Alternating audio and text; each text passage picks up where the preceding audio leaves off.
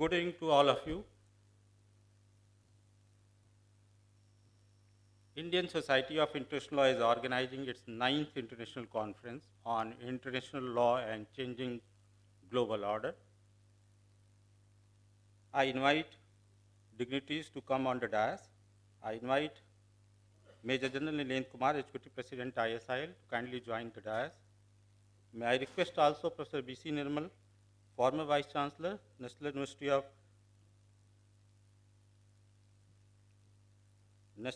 of Ranchi. Then I also invite Sri Praveen H. Parikh sir, President of Indian Society of International Law, kindly join us on dais. May I request Professor V.G. Hegde sir, Chairman of the Organizing Committee, to join the dais.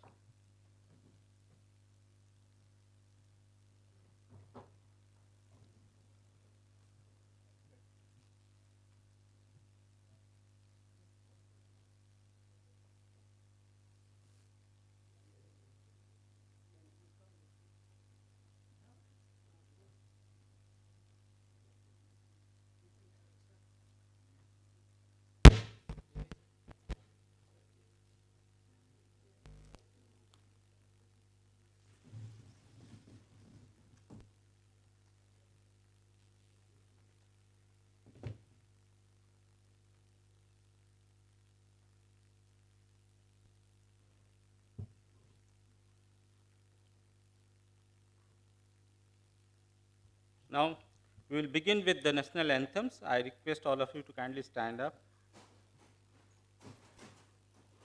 जनगण मन अधिनायक जय हे भारत भाग्य विधाता पंजाब सिंध गुजरात मराठा द्राविड़ उत्कल बंगा विंध्य हिमाचल यमुना गंगा उच्चल जलधि तरंगा तव शुभ नामे जागे तव शुभ आशीष मांगे गाहे तव जय गाथा जन गण मंगल दायक जय हे भारत भाग्य विधाता जय हे जय हे जय हे जय जय जय जय हे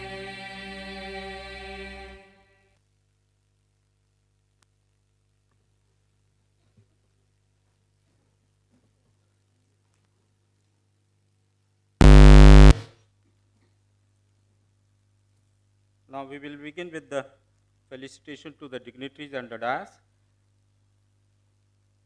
May I request Professor Aftab Alam, Executive Council member, to kindly give a bouquet to the Major General Nilen Kumar, Executive President ISIL, with one part.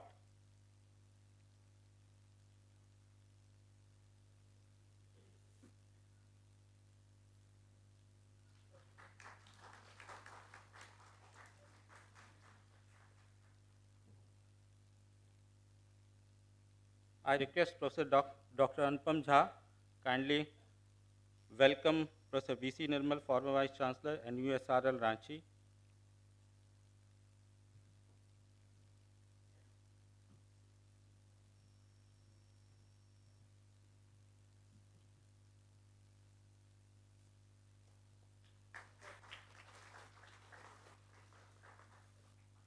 I request Professor Dr. Rasmi Salpekar, Executive Council member and Dean of the WIPS, to give a welcome to our President Sri Praveen H. Parikh Sahab.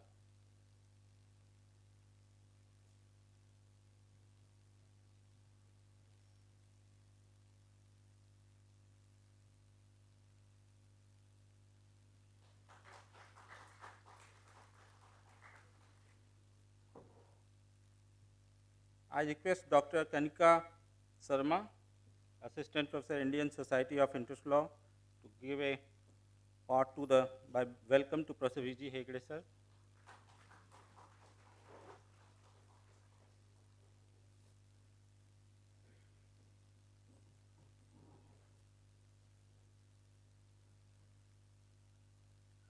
As you know, this is a topic which has been identified for the 9th International Conference, that is changing global order in the context of international law, is hugely debated and also written by the scholars.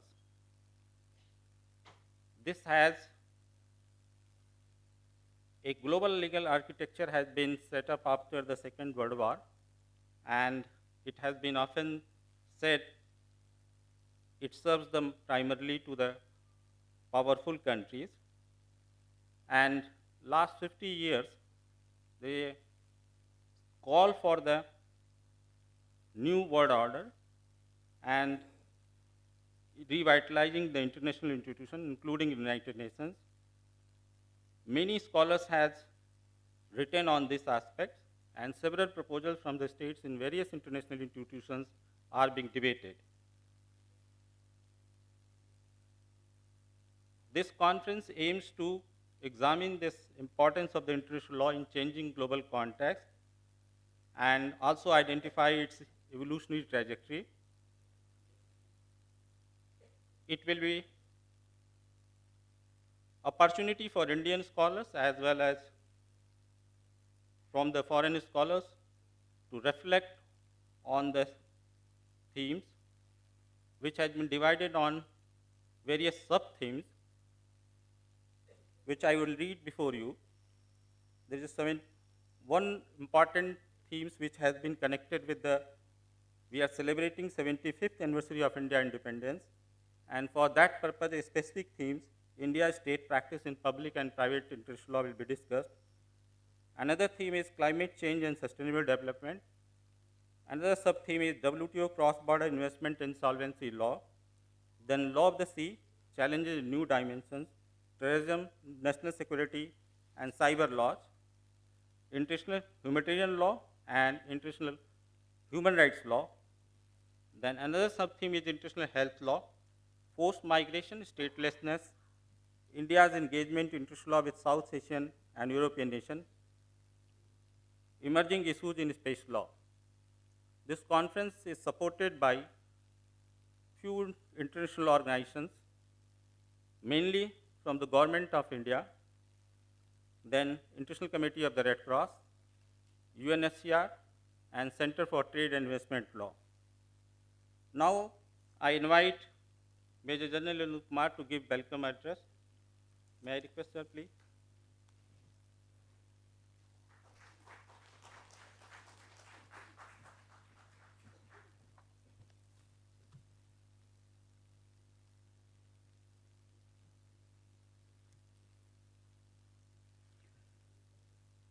Mr. P.H. Parekh, President of the Indian Society of International Law, Professor B.C. Nirmal, one of the distinguished life members, Professor V.G. Hegdeji, member of the Executive Committee,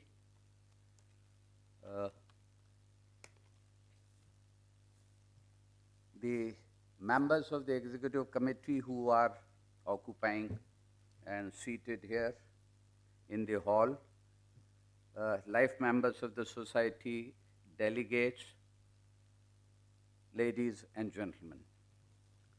With great pleasure, I welcome you all to the Indian Society of International Law at its 9th International Conference. And the theme of this meet, Dr. Vinay has already brought out to you, is international law and the changing global order. As you are all aware, the ISIL is an institution for the teaching, research, and promotion of international law in India. It was established in 1959 to foster the development of international law. Accordingly, over the years, it has made continuous efforts at regular intervals to hold serious discussions on diverse aspects of international law. In the next 2 days, scheduled to be presented and discussed are over 76 different papers by the scholars of international law, and in addition there are 65 papers that would be presented by the students.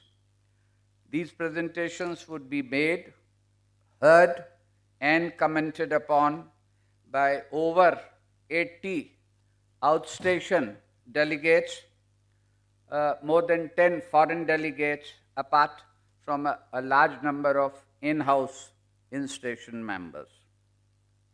150 students have already registered for this event, and the registration has been continuing. Besides the inaugural and valedictory programs, the organizing committee has drawn up 4 plenary sessions and 8 parallel sessions. A substantial number of young scholars would be heard too, in rapt attention, I am sure, at separate sessions provided for them. We have kept the changing global order at the center stage of this international conference, and let us see what changes are essential in this global order and also why. The major challenges, according to many, fall upon humanitarian work, climate change, conflict and war, emergency response, hunger, refugee and international displacement, and so on. Russo-Ukrainian war as an international conflict is the foremost issue at this juncture confronting the international order. The Russian offensive is contrary to the principles to the Charter of the United Nations. We need to reflect whether the institution has become powerless, as some claim. Now, this matter calls for a serious discussion. A role for international law in containing COVID-19 in the context of right to health deserves a critical debate, and this is being done. Is there a scope to delay legal obligations in national and global spectrum on the excuse of the pandemic? This too would engage your attention.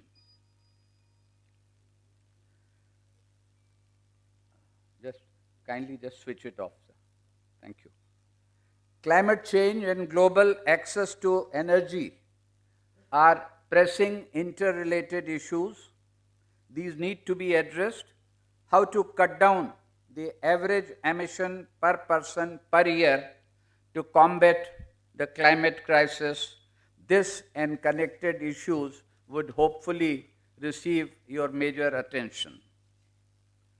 Last month's Turkey-Syria earthquake has seen more than 53,000 deaths and around 125,500 persons injured. These figures were as on yesterday.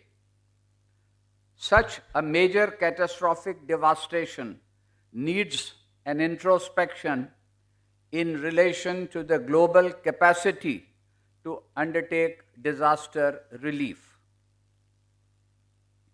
Moving on to cyber crimes, that's not a new phenomenon. Operationalization of the UN Cybercrime Treaty justifies an extensive debate with regard to its efficacy. Has it demonstrated the potential to substantially reshape criminal law? Does it bolster cross-border police surveillance powers? This is to be examined in relation to the access and sharing of users' data, mainly because it may impact the human rights of billions of people worldwide. Crypto is said to pose a potential threat to financial stability in very many jurisdictions. Effectiveness of capital controls to curb or at least regulate cryptocurrencies in developing countries is required to be fathomed. Further, security of monetary systems calls for a suitable revamp. The shooting of the Chinese balloon a couple of weeks ago by the United States has presented a challenge where use and quantum of force, apart from the capacity of international relations to diffuse a situation of this nature, deserves an exchange of views on interdisciplinary matters connecting the IHL, aviation and space laws, besides international relations.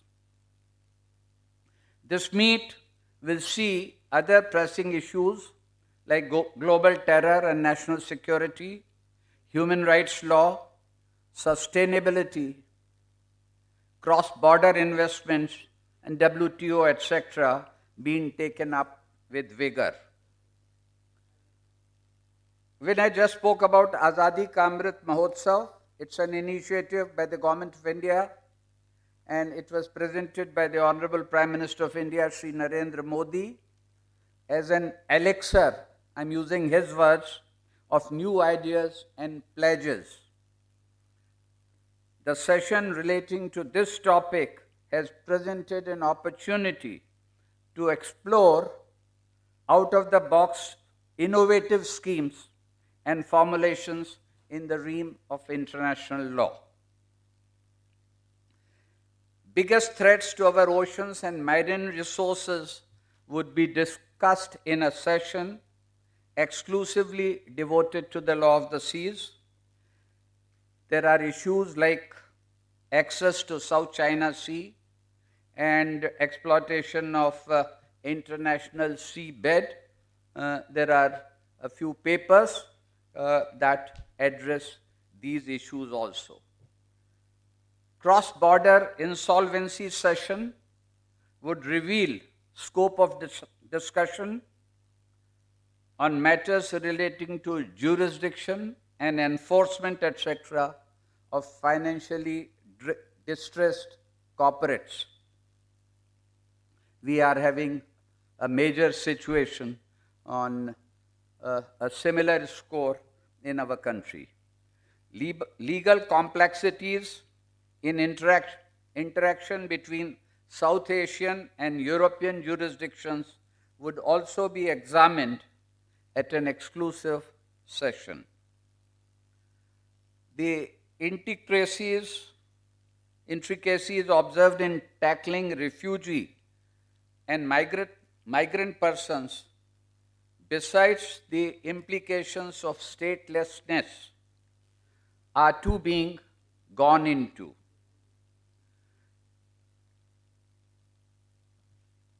The diverse issues assigned to the parallel sessions would afford you all an opportunity to focus on your particular area of interest.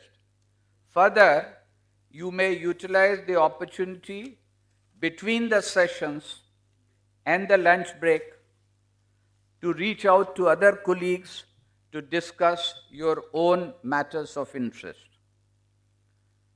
I wish you all, ladies and gentlemen, an absorbing and fruitful interaction over the next 2 days.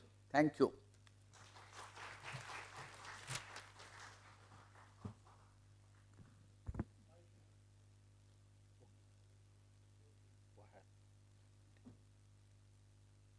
Thank you, sir, for introducing the issues relating to several sub-themes identified for the discussion in the 9th International Conference.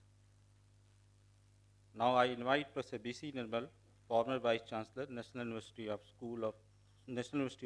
Study and Research in Law, Ranchi, who has also been head and dean to the Banaras Hindu University, to reflect his thought on the themes. So, would you like to speak from there? Yeah, please.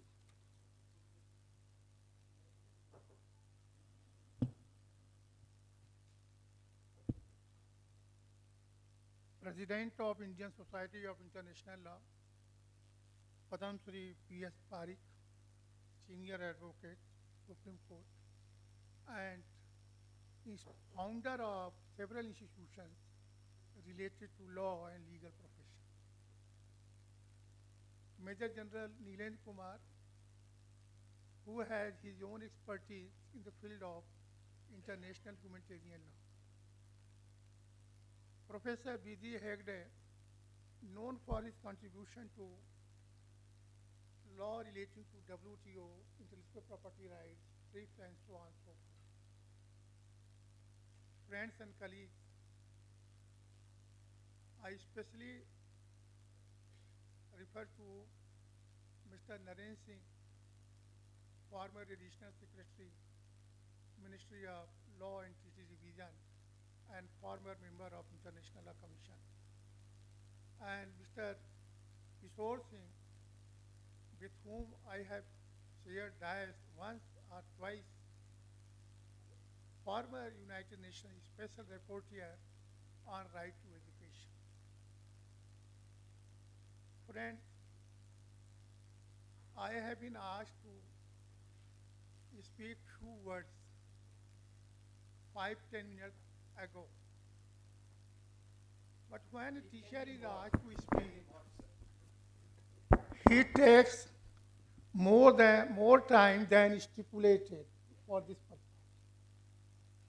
And therefore, excuse me if I speak for more time, because the topic which we are going to discuss in the next 2 days are very challenging, not only for international law, but also for United Nations, other bodies, and nation states like India. I will not discuss these issues which you are going to discuss tomorrow or day after tomorrow. I will start my address with what I experienced as a teacher of international law when I joined the Faculty of Law in 1975. At that time, when any colleague was to ridicule me, he used to say that international law is no law, but a vanishing point of jurisprudence. And so was the reaction of many students who did not offer for international law at that time.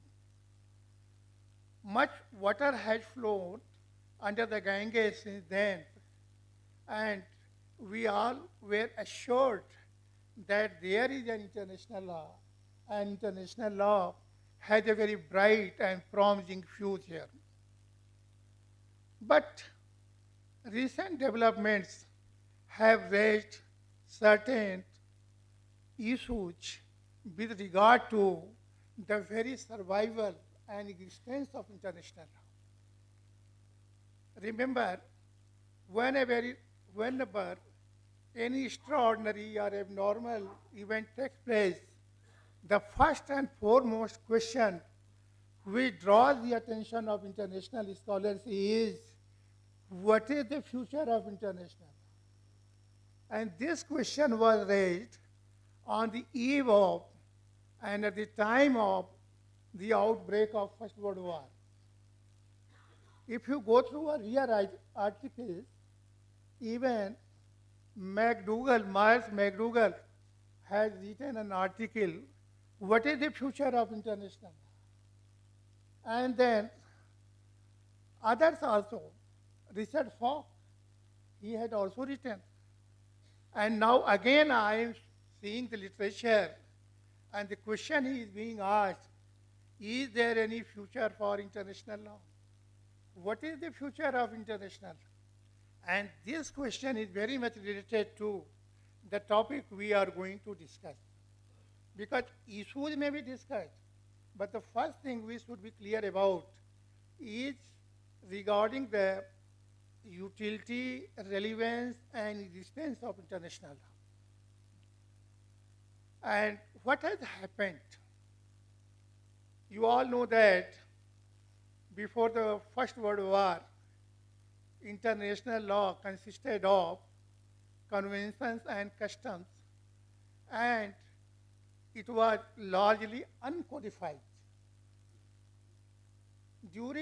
After First World War, international law was codified when that law was known as Old Global Order, and we are talking about present global order. So, after the establishment of the United Nations, hundreds and thousands of multilateral treaties, bilateral treaties, conventions, and 100 institutions were established, as a result of which there was a claim that we have now ushered in the era of new global order. Now, what is that new global order which came into existence after Second World War? That new global order was established and promoted by the United States and Western countries. And that international legal order was based on rule of law, human rights, democracy, multilateralism, and role of United Nations. What has happened? You remember in 1990, when the Berlin Wall collapsed, institutionalized Leninism and Marxism was disintegrated.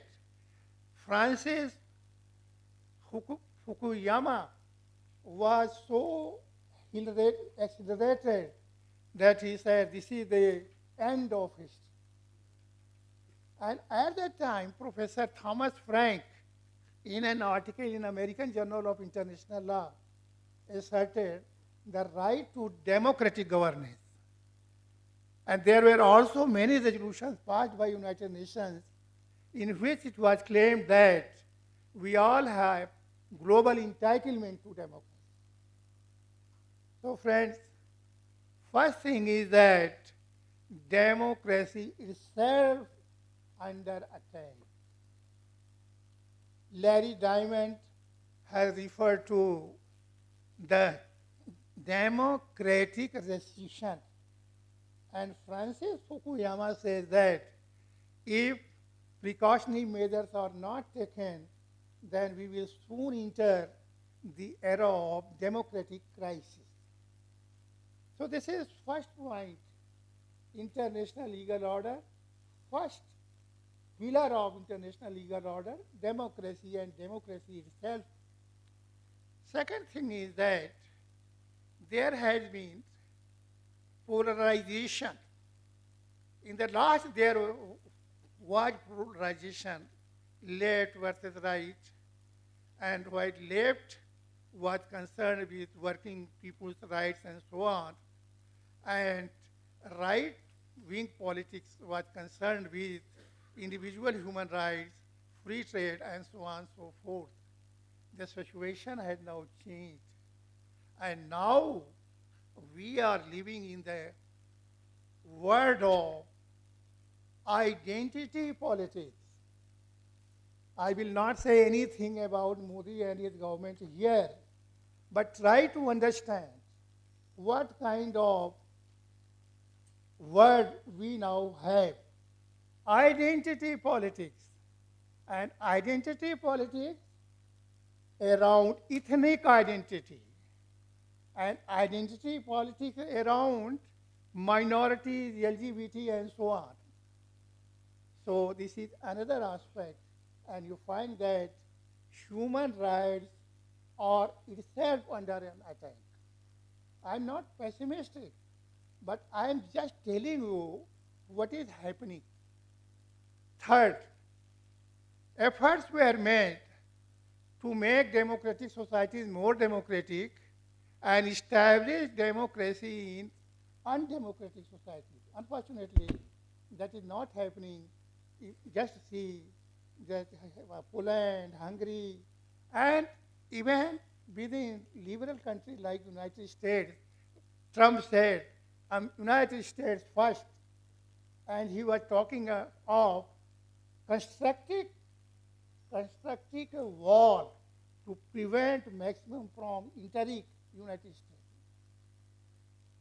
And third point is, we made a lot of experiments. Say Libya, say Syria. What has happened there? All efforts of United States failed, miserably failed. Right to responsibility to protect failed. All these have failed. So it means that democracy can also be established where state has capacity. And if there is no state capacity, neither human rights can be assured, nor democracy can be assured. So what I want to see that challenges are not only what we have cataloged in the brochure. We have to address the basic issue. What will happen? Whether international law will survive, this is one question. My feeling is that the question regarding future of international law depends on how we consider international law. Whether international law is just a normative order, or whether international law is an international language for communication among nation states. This is point. Or whether international law is necessary to provide necessary international framework for international cooperation to address the problems facing the humanity. For example, we cannot address the problem of climate change. We cannot address the problem of drones and others. So there is need for that. And in the last, I will say that international law will survive. International law will continue to have a role. And challenges will be overcome because all member states of the international community recognize the importance of international law. So new challenges may require new norms, new institutions, but that will be in the form of an accretion to the existing international law. I am very much thankful to the organizer for giving me an opportunity to explore, to speak extempore. That is the idea which was haunting my mind for some time. And I thought that we should also consider these issues in the days to come. Before I part, I would like to say that Indian Society of International Law has always played a pivotal role in the making, unmaking, and remaking of international legal order. In 1959, it was established by stalwarts of, at that time, like G.S. Pathak, Harnam Singh, Dr. Nagen Singh, and so on. And in that year, Indian Journal of International Law was also published. I will request young professors to go through the early issues of Indian Journal of International Law. They laid down the foundation for development of third world approach to international law. I'm not expert of that area, but I recognize that Dr. Chako, Dr. Nagen Singh, and others contributed a lot to the development of international law. And I feel very much humbled to the society for always giving me an opportunity to share my views with all of you. And in fact, what I am is principally, but not principally, but at least to some extent, because of Indian Society of International Law. Thank you.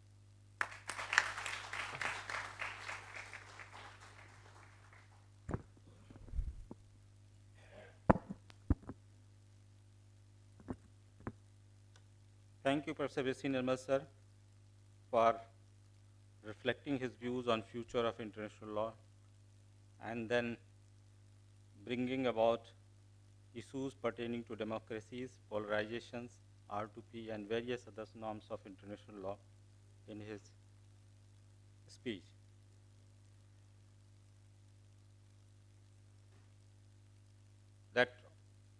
he has rightly at the right time, he made few scholars' contribution related to Indian Society of International Law, and we should not miss this opportunity.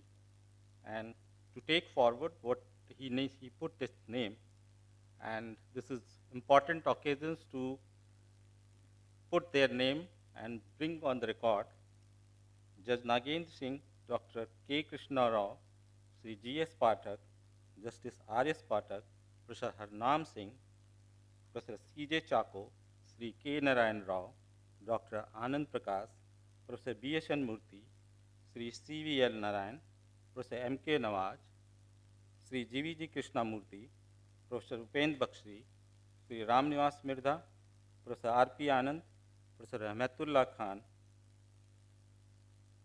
Dr. P. Chandrasekhar Rao, Dr. S. P. Jagota, Dr. R. K. Dikshit, Dr. P. Srinivas Rao, who is going to give a keynote address on Law of the Sea session, Professor V. S. Mani, Professor B. S. Chimney, who has written extensively on international law and world order. One of the book is very popular in all debates, particularly with related to Asian perspective as well as Indian thought. Dr. E. M. S. Nachiyappan, Professor Srimati S. K. Verma, Sri Narendra Singh, and host of others.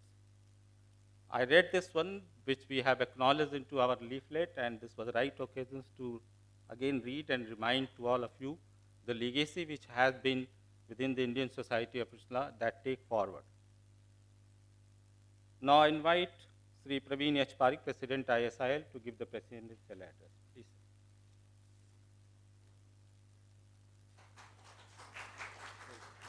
Thank you very much. My colleague, Honorable Major General Nilendra Kumar, Honorable Professor B.C. Nirmal is part and parcel of the ISIL for so many decades. My colleague in the Executive Committee, Professor V.G. Hegde, all the members of the Executive Committee of ISIL, and all the members of the ISIL, and all the participants who are present here. You are not only here in this hall, but it is hybrid, and there is a large number of persons in different parts of the country are participating with us in this function for the 3 days, today and 2 more days.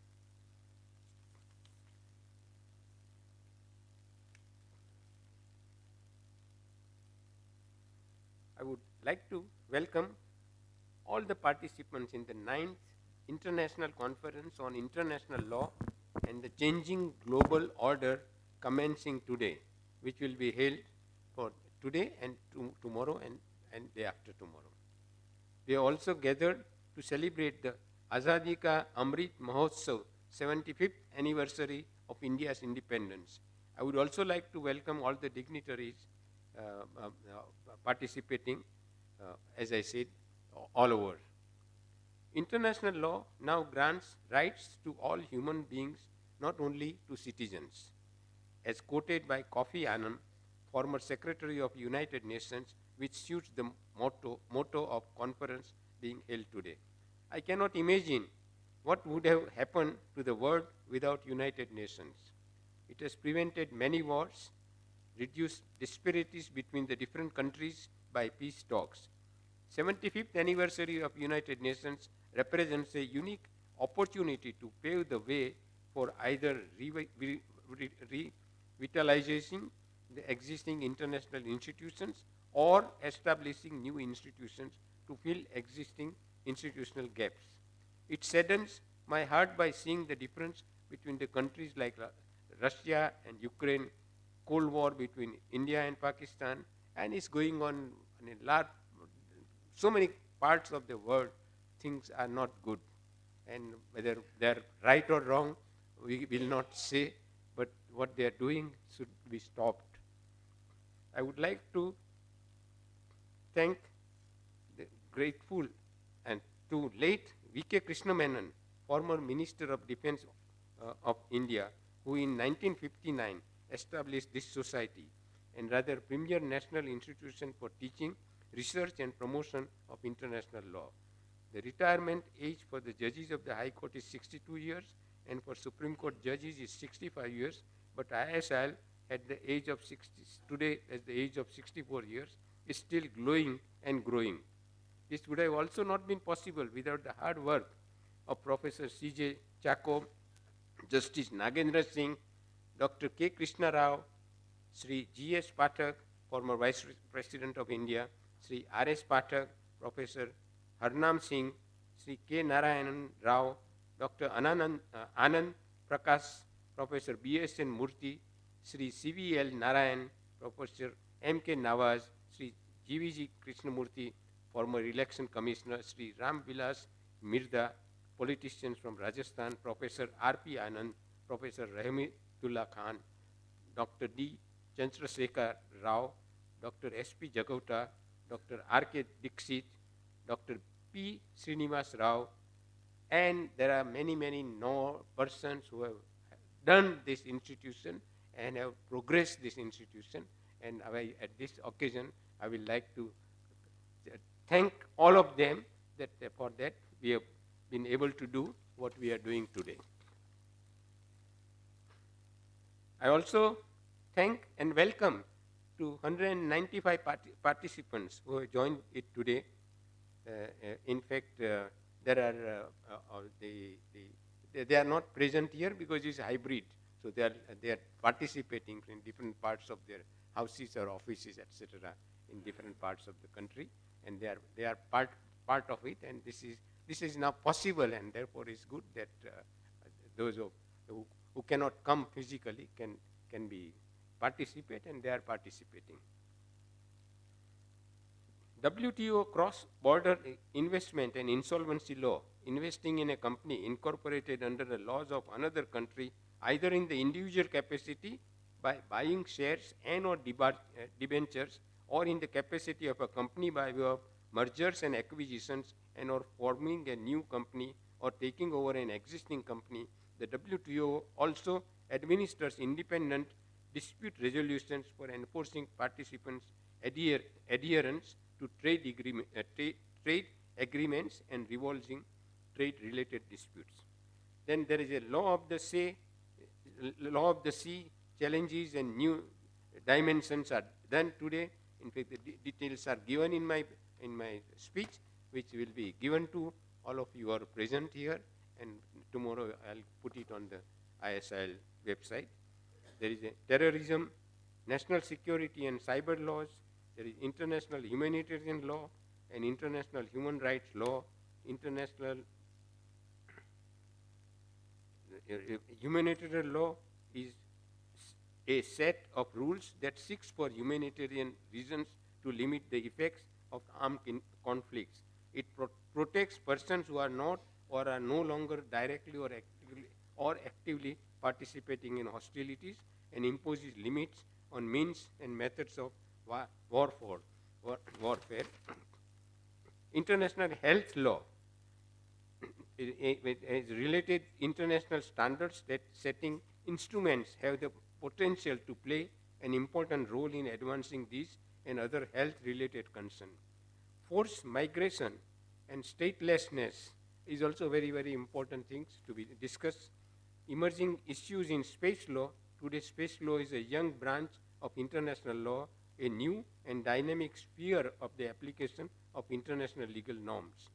I would be concluding by saying that aim to examine importance of international law in the changing global order and its evolution trajectory. It will be valuable to have a different perspective in the context of changing global order from leading scholars, participants, practitioners, legal advisors, the professors should come together and come out and give the ideas, which will provide a great opportunity to evaluate role of developing countries, particularly India. Although today it is not, I don't know whether we are a developing countries.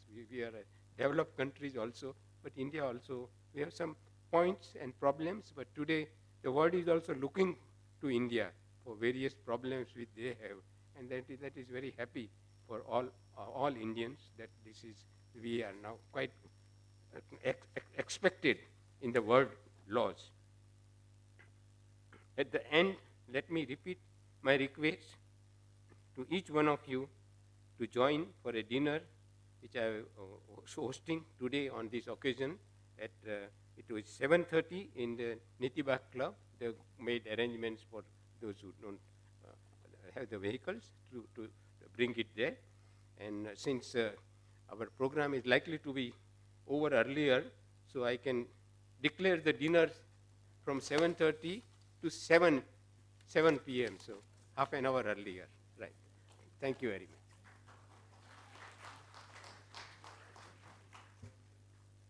Thank you, sir.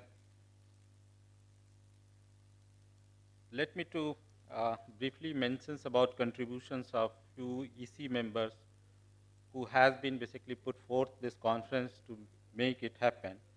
That organizing committee, Professor V.G. Hegde, chairman of the organizing committee, is executive council member and professor at Jawaharlal Nehru University. Professor Manoj Kumar Sinha is the vice president of Indian Society of International Law and director of Indian Law Institute. Professor Anupam Jha, treasurer of Indian Society of International Law and professor at Delhi University. Professor Rasmi Salpekar, dean, WIPS and EC member of ISIL. Dr. Luther Angreji, executive council member and joint secretary at a legal entity Wisden. Now I invite organizing committee chairman, Professor Dr. V.G. Hegde, to give vote of thanks. Sir.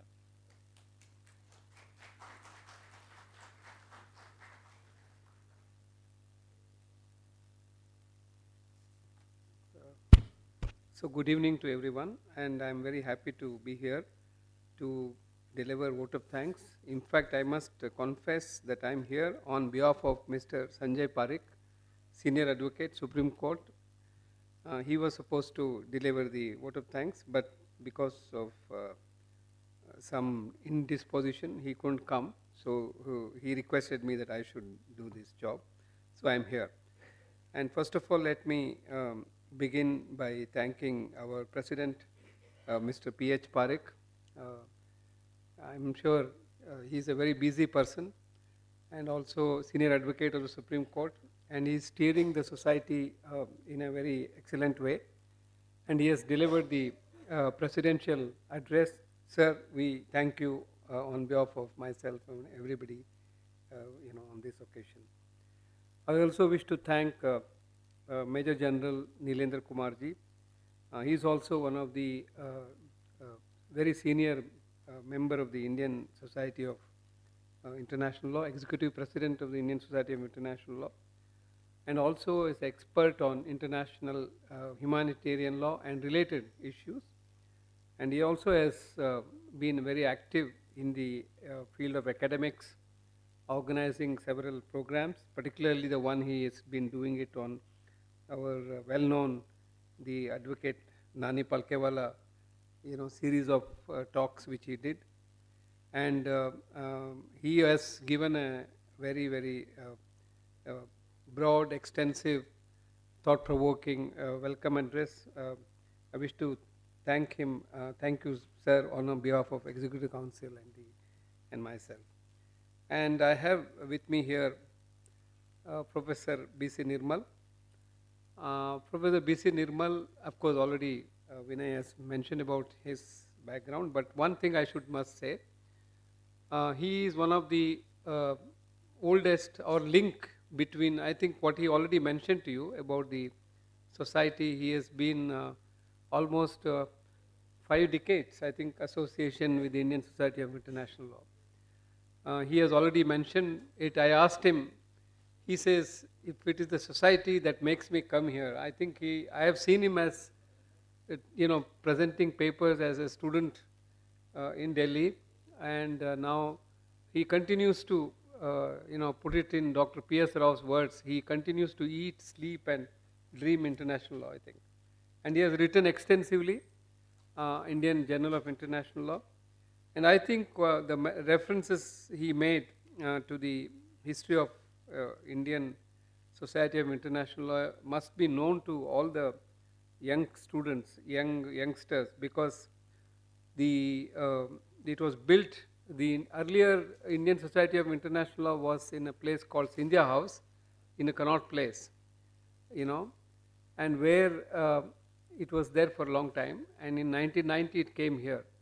So there are people like GVG Krishnamurti and many others, Nagendra Singh, and all these stalwarts ensured that this kind of status is given to international. If the building is here, this building we owe it to all these people.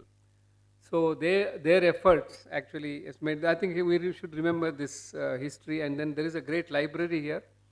Although we have online libraries everywhere now, but still I think Indian Society of International Law Library is one of the, like Indian Law Institute, of course, also, is one of the libraries where you can get some of the basic books on international law. And Indian Journal of International Law, already references has been made, is almost 62, 63 years old. I agree with Professor Nirmal that the number of articles which were written in the old issues must be read actually to understand the nature of changing, how they have actually addressed the issue of the international law and the changing global order actually. If you want to look at how this society and the stalwarts who worked in the society, from time to time they have addressed this issue of the changing global order, and they have actually challenged the existing normative structure of international law. So in fact, that is the, if you look at the articles written in the Indian Journal of International Law, that is the key sort of a journal which has been published, where you will find that number of articles still today are the sort of, now you have several Indian international law journals, but in the 1960s and 70s, there are very few journals apart from American Journal of International Law, where many of the scholars actually challenge the existing normative structure. That is, I think, one of the greatest works done by the Indian Society of International Law, apart from disseminating the idea of international law to the young scholars and others in this part of the world. And of course, as I mentioned to you, it's not only in Delhi, it is actually, Professor Nirmal comes from BHU. There is a BHU whole group of international legal scholars there. Then you have in Madras, Alexandrovich in 1950s, starting from him, Ramarao. Then you have Andhra. So I'm sure you know the Raos have taken over Indian society at one point of time. All came from the Andhra. Even today, from the, if you look at it, there are a number of great scholars, including B.S. Murthy, Jaganmohan Rao. I can go on actually. There are, of course, most of the scholars who came here and worked in the society also came from there. And of course, from various parts of the country actually. So that's the reason, despite being in Delhi, many of them used to come to Delhi for annual conferences and international conferences. So I just thought I should say this history. But in the last 10, 15 years, 20 years, we have been organizing the international conferences, but in a large scale. But this 9th international conference is in a little modest scale, and we hope to do in a better way in the next, in future, hopefully soon. And with India assuming G20 presidency, and also the 75th Azadi Ka Amrit Mahotsav, this, Indian society also has to contribute something to this. So, an important event in the life of a country. So, that's why the Executive Committee of the Indian Society of International Law decided to look at international law and the changing global order. So, we have already, Vinay and other colleagues have mentioned about the scheme of the conference. We have several plenary sessions, at least 3 plenary sessions, and about 10, 15 or 16 different parallel sessions. And most importantly, we decided that young scholars must have a separate session, and we decided we had some 100 plus abstracts which came in, and then we decided that in order to keep it to the society's ideal of dissemination of international law, we accommodated all of them, and we have a separate session, parallel session, whole day going to be on by the young scholars who are trying to work on international law, who are trying to understand international law and have written in international law. So many of us, including some of the senior members of the Indian Society of International Law and the Executive Committee and who are working in different fields will be chairing those sessions. Not that it's young scholars, but we are giving more attention to young scholars sort of because they are the future. And they are the ones who want to change the global order, I'm sure. That's the reason why I think, there is if you look at the program, we have put it, the parallel sessions which are going on. And of course, there are experts and then colleagues who have worked in different areas in practically practitioners, academics, and, it's a mix of all the,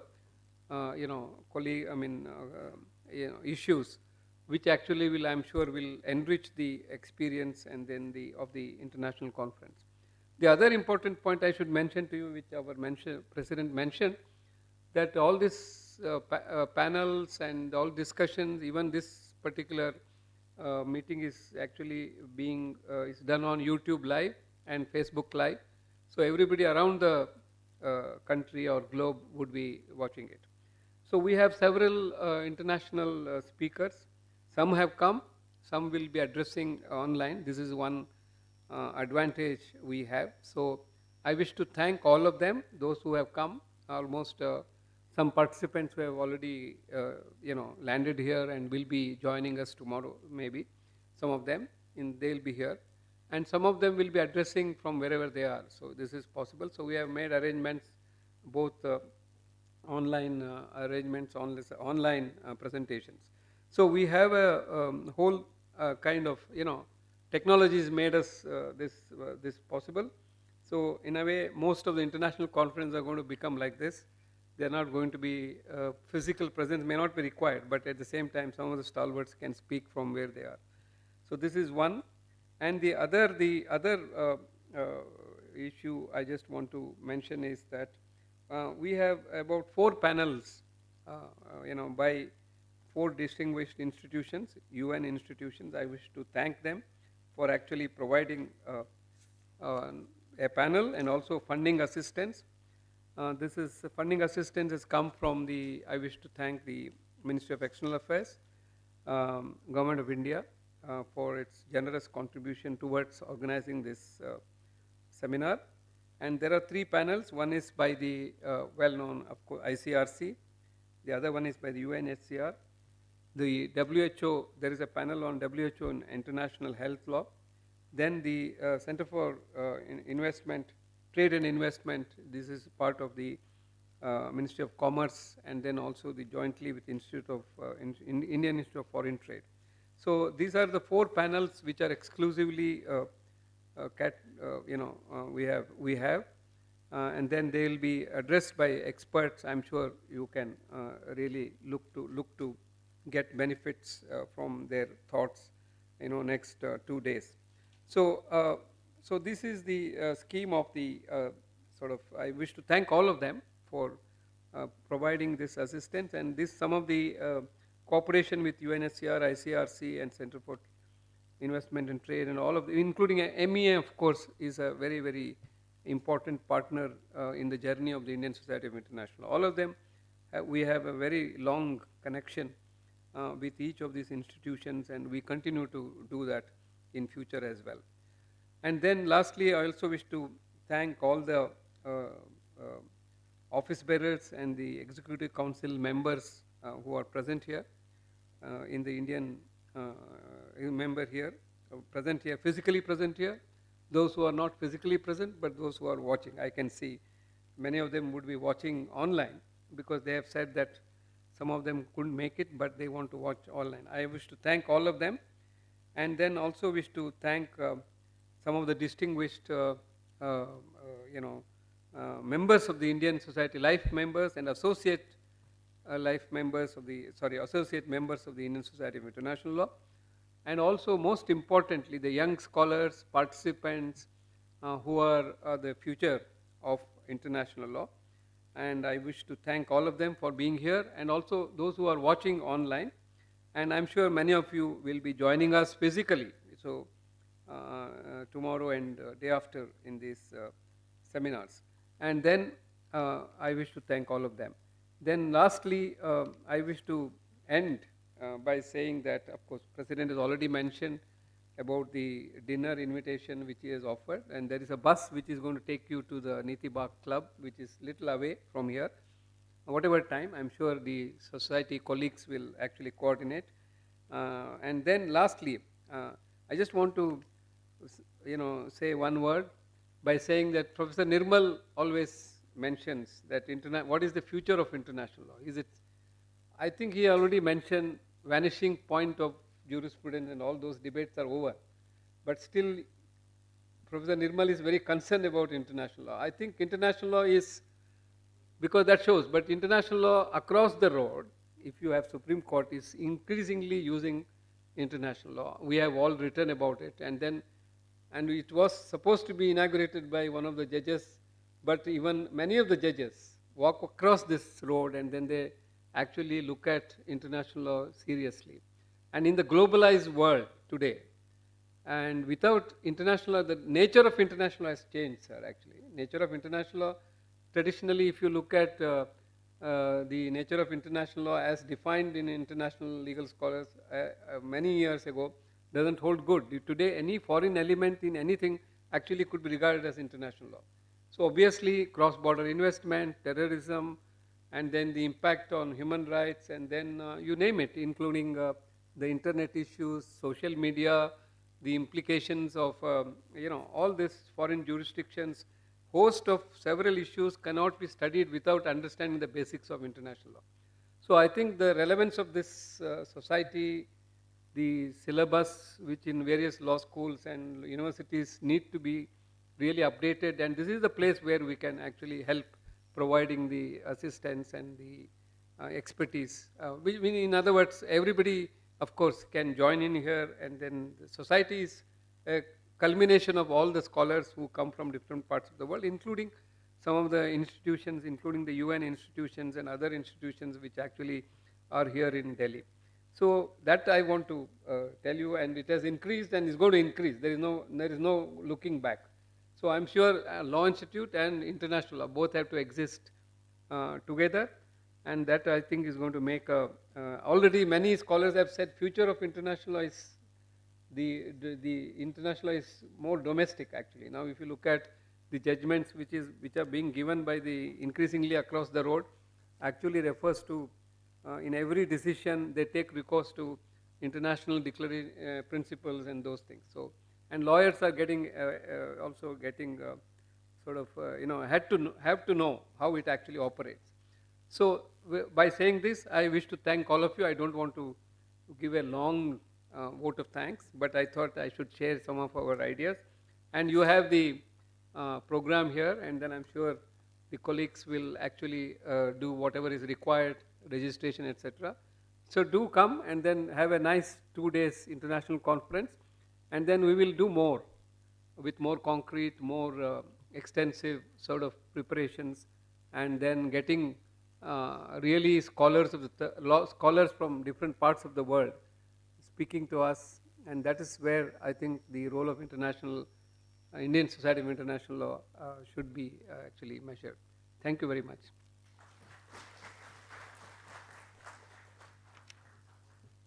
Thank you, sir. The small two announcement.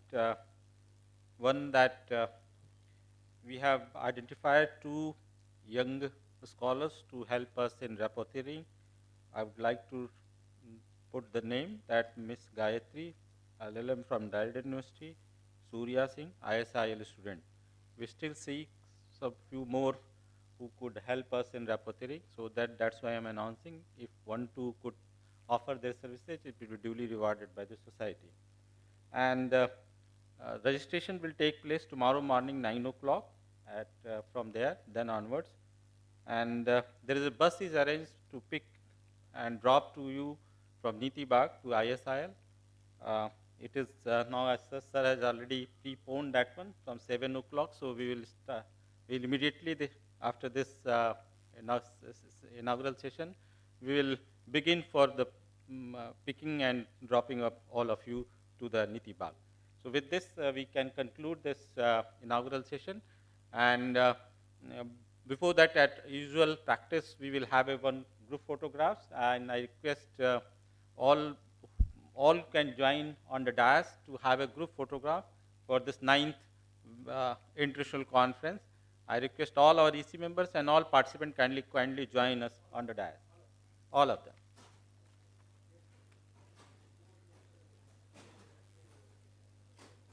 Including ISIL staffs, assistant professors and others. I invite all participants, Indian as well as foreign.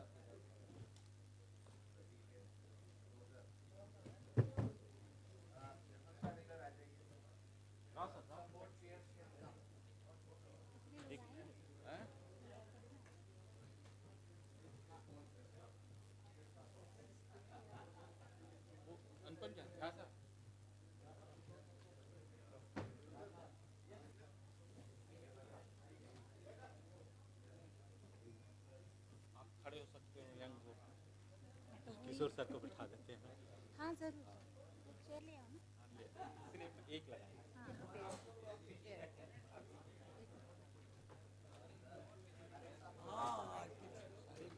और madam बस बढ़िया आप बताइए जानते हैं madam को?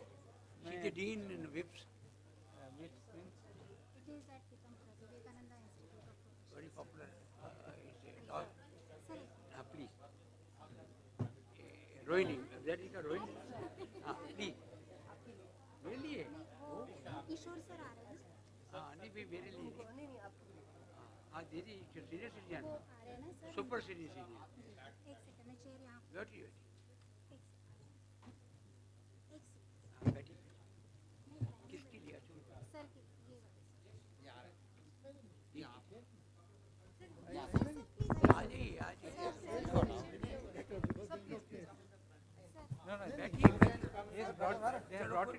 For you, कोई बात नहीं मैडम, मैं भी थोड़ा बैठ जाऊँ. Super senior citizen. आप अच्छा नहीं नहीं कोई बात नहीं, आप बैठिए. बट आपका आपका फेस नहीं आएगा फिर.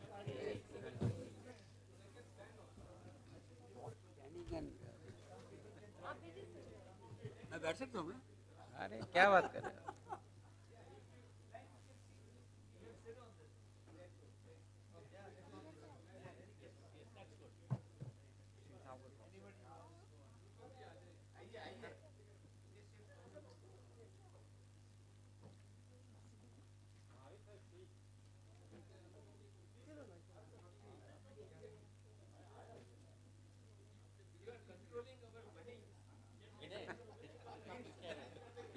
Nicer.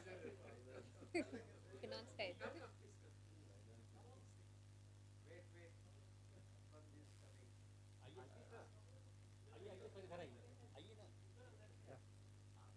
आप लोग थोड़ा स्लाइटली बस इनका पूरा ब्लॉक करें.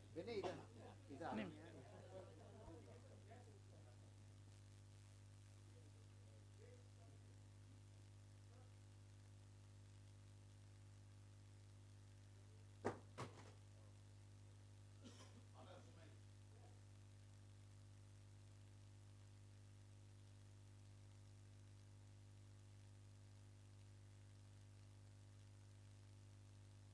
Thank you.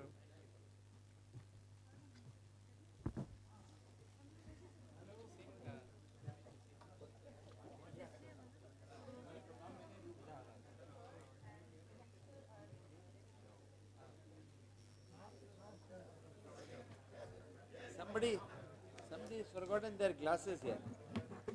Some glasses are here. Vinay, announce somebody's glasses. Vinay, glasses somebody. Announce करो, पता नहीं किसका है. यहाँ पे रखा हुआ है. हेगड़े सर का, हेगड़े सर. पकड़ो, दे दो.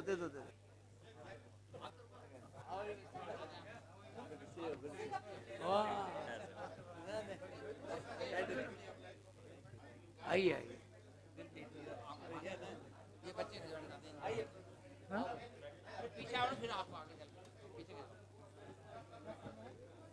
फिर बैठना है.